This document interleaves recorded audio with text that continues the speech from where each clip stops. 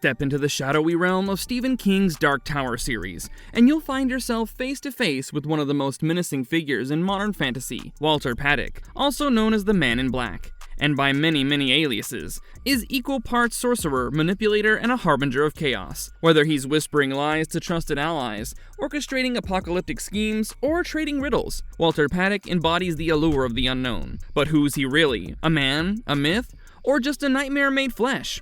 Well, welcome back, Marvelous fans, and join us as we unravel the many masks of the Man in Black, dissect his motives, and explore the backstory of Walter Padick. So grab your revolvers, hit the subscribe button, and prepare to venture into the heart of King's most fascinating and favorite villain. But before we get started with the video, we have a small request for you. If you like our content, subscribe to us and like the video. It might just be a simple click for you, but it means a lot to us. Now that we've got that out of the way, let's get started.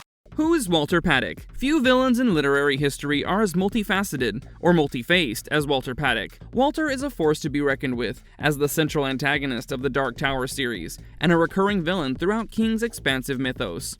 One of his more defining traits has to be his penchant for reinvention. Walter wears aliases like a magician changes hats, each one more crooked than the last. He's Randall Flagg in The Stand, Martin Broadcloak in The Dark Tower, and the Covenant Man in The Wind Through the Keyhole. He's also Richard Fannin, Rudin Filario, the Walkin' Dude, the Hard Case, Walter O'Dim, the Dark Man. Honestly, the man is a shapeshifter of identities. Each name serves a purpose too, allowing him to infiltrate new realms, wreak havoc, and stay one step ahead of his enemies without getting caught. These aliases aren't just disguises. No, they're tools in his quest to spread chaos and destruction. In the Dark Tower series, Walter's role as the main antagonist is both complex and crucial. He first appeared in The Gunslinger as the Man in Black, the target of Roland Deschain's relentless pursuit. Here, Walter serves as a manipulative and taunting figure, embodying the mysteries and dangers that lie on the road to the tower. As the series progresses, Walter shifts from being a shadowy antagonist to an active player in the overarching narrative. By the Dark Tower, his machinations have come to a head, solidifying his role as a key obstacle in Roland's quest. Walter's villainy, however, is not confined to the Dark Tower. He's a multiverse-spanning menace, making appearances in other King works. As Randall Flagg, he's an apocalypse enthusiast, orchestrating chaos in a world ravaged by a deadly pandemic. In The Eyes of the Dragon, he plays the role of a Machiavellian advisor, toppling a kingdom through deception and dark magic. He even made a cameo in the short story Blind Willie. Despite his many faces, Walter's essence of being remains consistent. He's an agent of the Crimson King, a spiteful force intent on unmaking the universe. Yet, Walter's appeal lies in more than just his evil deeds. His charisma, wit, and dark humor make him a villain you can't help but enjoy. Whether he's trading riddles with Roland or delivering ominous monologues, Walter's presence is truly magnetic. Walter's greatest foil is Roland Deschain himself. Their dynamic is the heart of the Dark Tower series, a clash of order versus chaos, determination versus deceit. Walter's role as Roland's archenemy transcends simple antagonism. He's the shadow to Roland's light, the yin to his yang, and a constant reminder of the cost of the quest for the tower. What is Walter's early life like? Walter Padick's path to becoming one of the most fearsome sorcerers in Stephen King's multiverse was neither simple nor lighthearted. Like any good villain, his too was a story of pain, rebellion, and difficult choices that caused him to become who he is. His early life, though marked by tragedy and moral decline, offers glimpses into the humanity behind the villain. Walter's story began with a promise of normalcy. Separated from his parents and given to a mill owner and his wife as a child, Walter was meant to grow up learning the ways of men. But Walter was no ordinary child. By the time he was 13, his restless energy consumed him. Unable to confine his spirit to the mundane world of the daily toil, he burned down his home in an act of fiery defiance and struck out to find his father, Marilyn. I guess burning bridges wasn't exactly his forte. Nah, he would rather burn down an entire house. This decision, though, marked the start of his journey away from the ordinary and into the extraordinary, albeit a darker path than most could imagine. At 14, he endured a traumatic sexual assault by a fellow traveler. Yet, even after the harrowing event, he didn't turn back to the safety of his former life. Instead, he pressed forward with a determination that hinted at the strength and the dangerous ambition lying within him. Walter was not one to wallow in despair. He used pain as fuel and transformed tragedy into a relentless drive to carve out his destiny. In Maryland, Walter found not just a father, but a mentor steeped in the arcane. It's said that the legendary wizard, known for crafting the Benzo the Rainbow, the mystical seeing balls capable of revealing hidden truths and great power, may have introduced Walter to the dark arts. Under his guardianship, Walter's potential as a sorcerer blossomed. He became a keen student of magic, immersing himself in forbidden knowledge that would make him both feared and revered. Over time, he achieved quasi-immortality, his growing power giving him a demonic edge that further distanced him from the humanity he had left behind. Walter's intellectual curiosity was insatiable. When he encountered the remains of a slow mutant, he requested they be preserved for later examination. Maybe if he wasn't an evil sorcerer, he could have been a scientist. Walter's manipulation skills grew along with his power. He wielded secrets like weapons, driving wedges between allies to further his ends. Remember the scheme that unfolded which involved John and James Farson? By revealing the truth of James' parents' death, Walter exploited deep emotional wounds and really messed up their bond. Walter's relationships are as complex as his characters. He entered a sexual relationship with the demon of the pink sphere, whom he called his sister, blurring the lines between familial and otherworldly connections. Well, who needs therapy when you have a demon half-sister, half-girlfriend, and a magical seeing ball, right?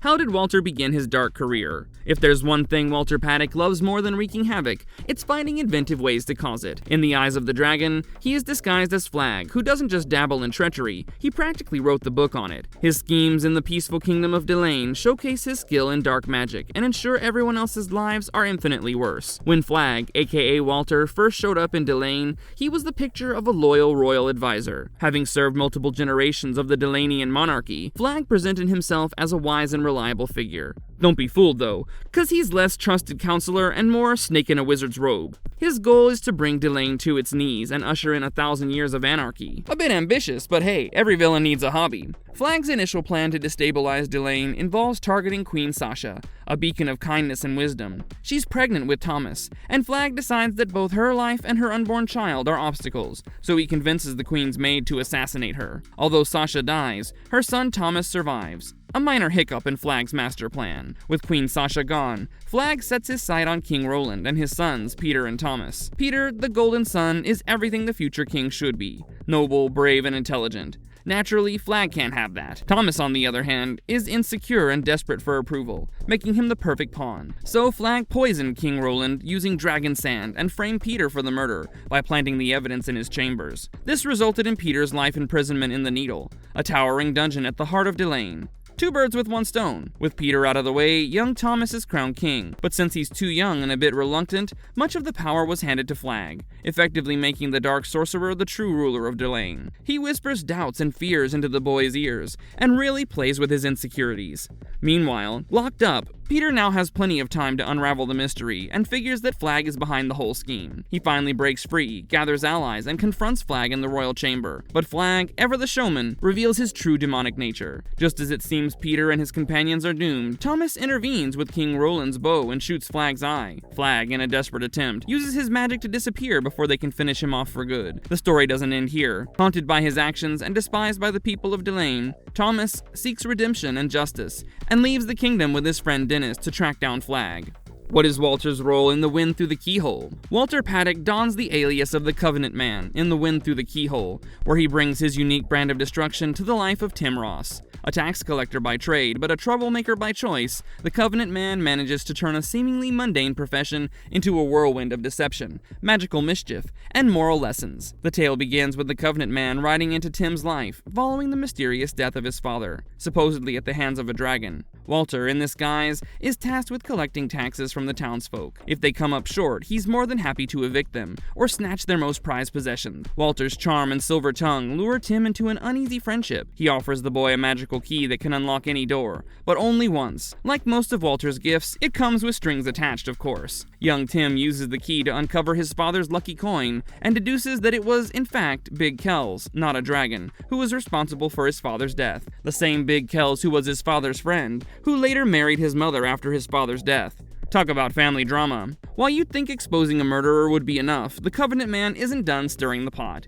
In a later meeting, Walter shows Tim a vision of his mother being beaten by Big Kells. Walter keeps Tim at his side, and makes him watch as the beating leaves Tim's mother blind. In true Walter fashion, he dangles hope in front of Tim like a carrot on a stick. He reveals another vision of Tim embarking on a quest to visit Merlin, the legendary wizard who can provide a magic blindfold, capable of restoring his mother's sight. Armed with this dubious promise, love for his mother, and a gun gifted by his teacher, Tim sets out to set things straight. Of course, Walter left a few things out, like the fact that Merlin had turned into a tiger by one of the Crimson King's agents, and the woods are filled with swamp creatures and dragons. Despite it all, Tim persevered, befriended the tiger, secured the blindfold, and healed his mother's blindness. One thing that amused me was how painfully obvious the Covenant Man's true identity is to readers. His smooth-talking sinister charm screams Walter Padick, yet within the story's framing device, Roland and his cadet remain blissfully unaware of the connection, though he doesn't exactly live up to his name as the evil villain of the story. If anything, the villain was Big Kells, and Walter inadvertently had his moments of heroism.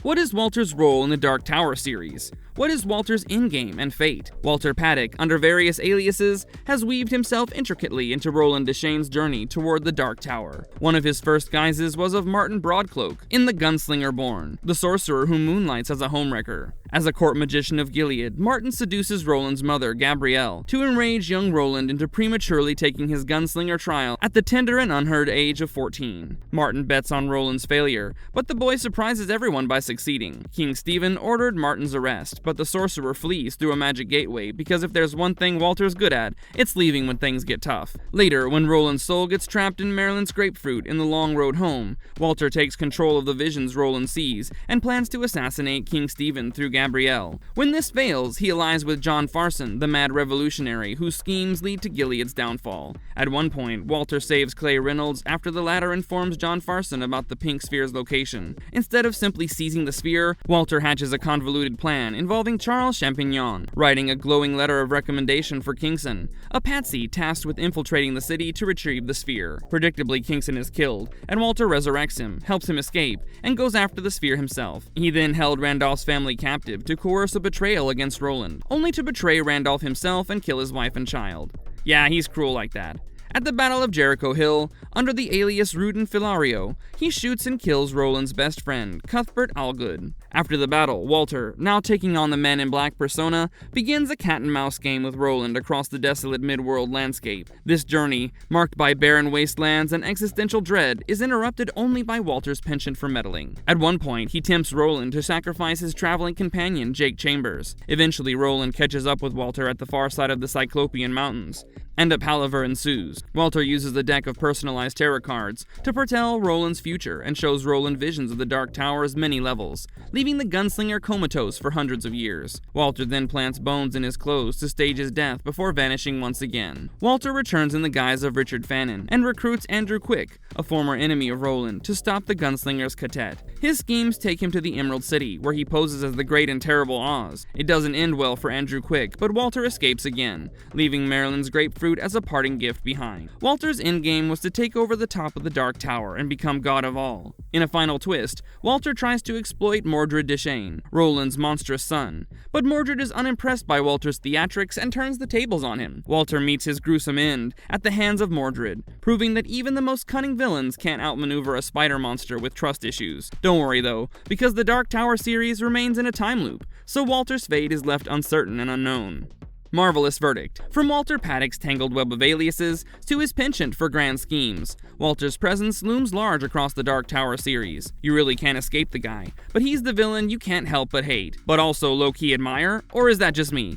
Well, Walter may have vanished into the shadows for now, but I doubt he'll stay there for long. After all, he is Stephen King's favorite villain. And with that, I bring tonight's episode to a close. But please tell me what you think about Walter Padick. Is he your favorite, or maybe you like the Skin Man more? Just kidding, but let me know if you'd like me to cover someone else from the Dark Tower series. And if you liked our content, don't forget to leave a like and subscribe to us if you haven't already. Have a good one and be safe. Thanks, everyone.